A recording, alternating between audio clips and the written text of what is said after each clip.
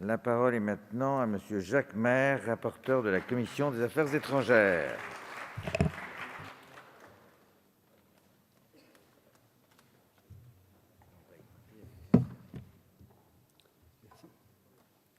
J'ai enlevé mon masque.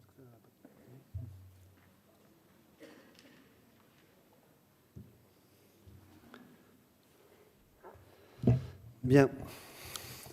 Monsieur le ministre, cher Franck Riester, Monsieur le Président, cher Jean-Louis Bourlanges, chers collègues, c'est vraiment un plaisir, je pense, pour beaucoup d'entre nous, de passer quelques minutes, quelques dizaines de minutes sur ce sujet qui est très peu présent dans le débat politique, alors que nous le voyons de plus en plus, il détermine une large part de notre humanité. L'Antarctique est un cas complètement à part dans le droit international. Ce continent, vous l'avez dit, Monsieur le ministre, n'est pas du tout de la compétence des Nations Unies, mais il est géré par un traité particulier, celui de Washington, vous l'avez évoqué, et signé par toutes les grandes puissances, y compris en pleine guerre froide. Il a permis d'entériner le gel des revendications territoriales et finalement permet effectivement de consolider la gestion d'un continent tourné vers la recherche et sa préservation. Aujourd'hui, les appétits s'aiguisent pour exploiter ces ressources minières peut-être un jour, produits de la mer, et en particulier de la part des Chinois et des Russes. C'est donc très important aujourd'hui de consolider le traité parce que dans le continent blanc, il n'y a pas de casque bleu. Pas de casque bleu, et concernant l'environnement, c'est le protocole de Madrid, vous l'avez dit, qui a permis de faire de l'Antarctique cette réserve naturelle internationale.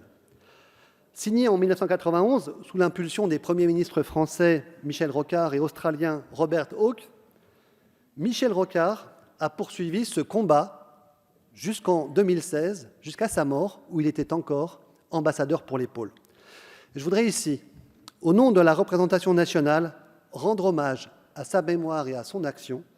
Si nous sommes présents pour ratifier ce texte, c'est grâce à la démarche dont il est à l'origine. Je vous remercie pour lui. Pourquoi le lien entre environnement et Antarctique est si important? D'abord, l'Antarctique lui-même est un écosystème qu'il faut protéger en tant que tel. Mais un autre enjeu nous concerne encore plus directement. Il est lié au changement climatique. Savez-vous, chers collègues, que la fonte totale de la calotte glaciaire ferait à terme augmenter le niveau de la mer de 60 mètres. 60 mètres, ça signifie la disparition des Pays-Bas, du Danemark, et ça remettrait aussi en cause l'unité française, puisque dans ce cas, la Bretagne deviendrait une île. Et je crois, cher Président, que ce n'est pas forcément le souhait de tous les Bretons. À plus court terme, c'est un Normand qui parle, à plus court terme, le consensus actuel du GIEC indique que la hausse de niveau de la mer ne devrait pas dépasser 80 cm environ d'ici 2100. Mais il y a une énorme inconnue. Cette inconnue, c'est l'instabilité de la calotte glaciaire. Cette inconnue pourrait conduire à une hausse, toujours selon le consensus du GIEC, pouvant aller jusqu'à 5,40 m de hausse du niveau de la mer dans les hypothèses les plus hautes. 5,40 m en 2100, ce sont des centaines de millions d'humains en submersion. Pourquoi cette instabilité? Pourquoi cette difficulté de calcul? Parce que les travaux actuels nous montrent qu'il y a deux phénomènes qui pourraient accélérer effectivement cette fonte. La première, c'est la libération des glaces dans la banquise qui, si jamais font sauter le bouchon, permettent aux glaciers de dévaler. La deuxième, c'est l'augmentation de la température de la mer qui, telle qu'elle est aujourd'hui, peut commencer à créer un décollement entre la base rocheuse et la calotte glaciaire.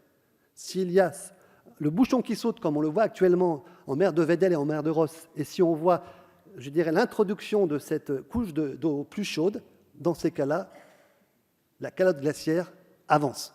Phénomène cumulatif, les 4 km de glace sur le continent font peser un poids tel que la surface du sol est enfoncée de plusieurs centaines de mètres. Si la calotte avance, le sol remonte et à terme, il y a un effet cumulatif et d'accélération de ces déversements. Le risque, je l'ai dit, 50 mètres. Quand je vois ça, je vois beaucoup d'incertitudes, chers collègues, mais je vois une certitude. Elle est importante. Il faut augmenter la recherche en Antarctique.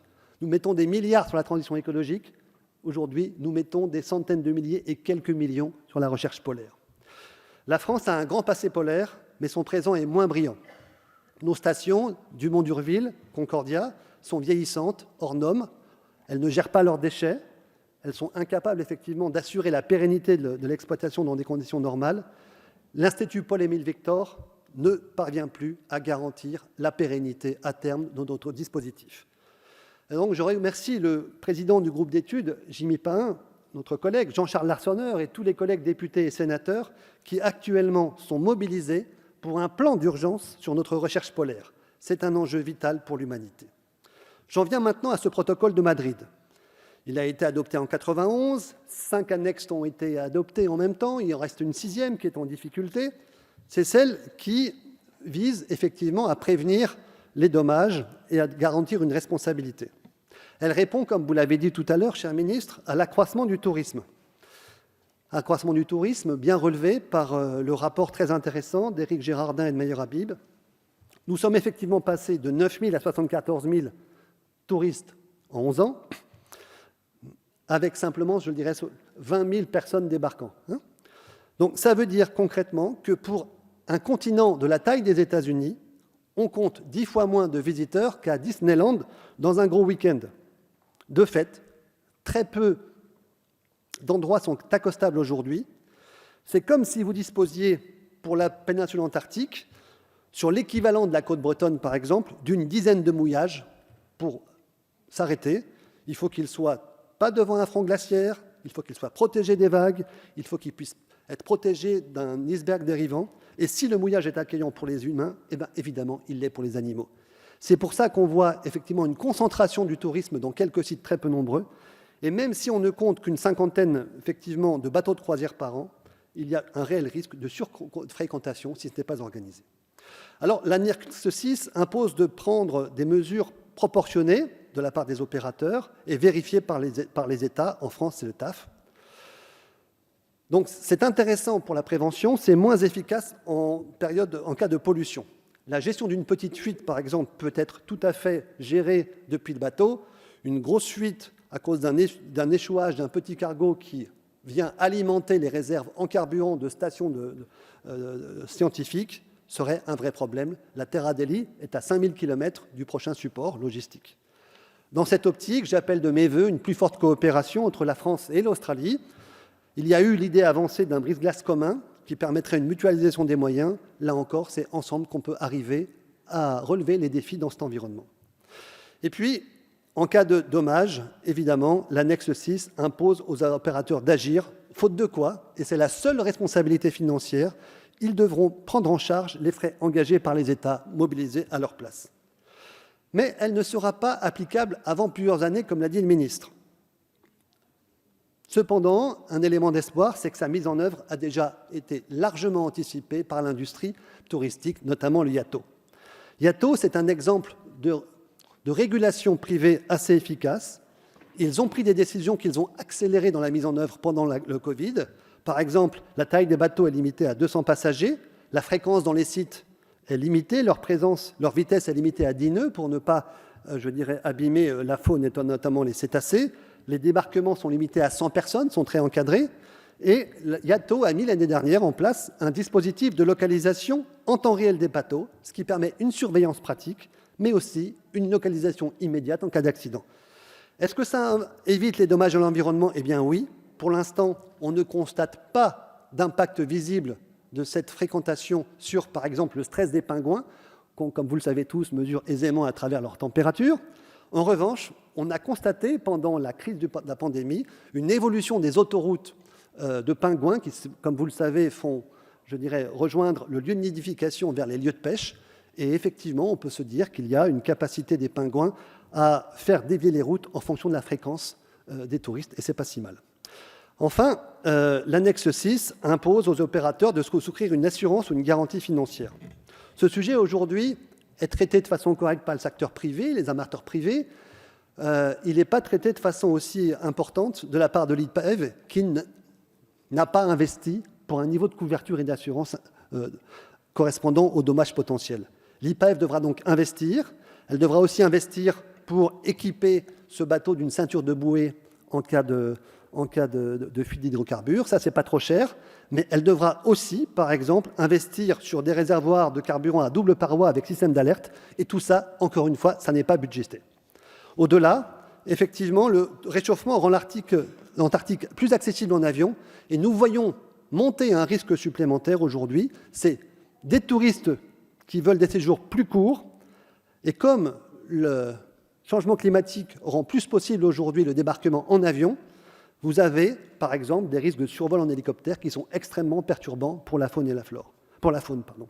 Et puis, il y a un élément précurseur qu'on voit très bien, c'est les scientifiques eux-mêmes qui n'ont plus envie de passer des mois et des mois dans des expéditions et ensuite dans des séjours, qui sont de plus en plus de demandeurs de séjours plus courts en arrivant en avion, et donc on voit exploser le nombre de rotations d'avions dans le continent.